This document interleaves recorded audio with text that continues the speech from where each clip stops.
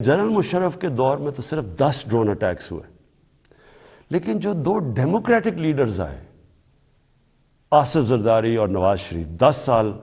ان کے 10 سال میں 400 ڈرون اٹیکس ہوئے۔ اب میں سوال یہ ہے، اور میں پھر سے واپس آتا ہوں کہ آزاد فارن پالیسی کیا ہوتی ہے؟ آزاد فارن پالیسی تو یہ ہونی چاہیے تھی کہ یہ 2 ڈیموکریٹک لیڈرز کو امریکہ کو کہنا چاہیے تھا کہ ہمارے جگہ پہ بمباری کر رہے ہیں، ہمارے لوگ مار رہے ہیں، اس میں عورتیں بچے مار رہے ہیں،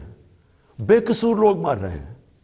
تو کیا 2 ڈیموکریٹک لیڈرز کو سٹینڈ نہیں لینا چاہیے تھا اس کے اوپر؟ ایک سٹیٹمنٹ نہیں دی دونوں نے، بلکہ آصف زرداری نے اس کو ایک باب وڈورڈ جو بہت بڑا صحافی ہے امریکہ کا، وہ اپنی کتاب میں لکھتا ہے کہ اس نے آصف زرداری نے امریکہ کے آرمی چیف کو کہا کہ کولیٹرل ڈیمیج سے مجھے کوئی فرق نہیں پڑتا، جو ڈرون اٹیک سے جو بے قصور لوگ مرتے ہیں۔ اور یہ کیوں ہے؟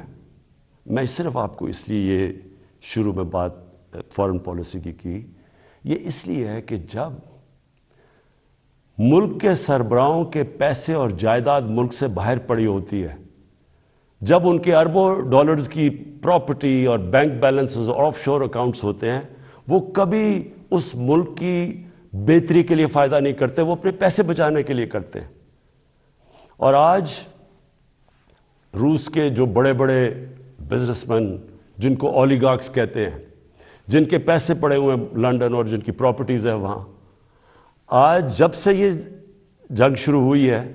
انہوں نے سب فریز کرنے شروع کر دیے، ضبط کرنے شروع کر دیے جو ان کے پیسے پڑے ہوئے ہیں، ان کے بزنس مین کے پیسے پڑے ہوئے ہیں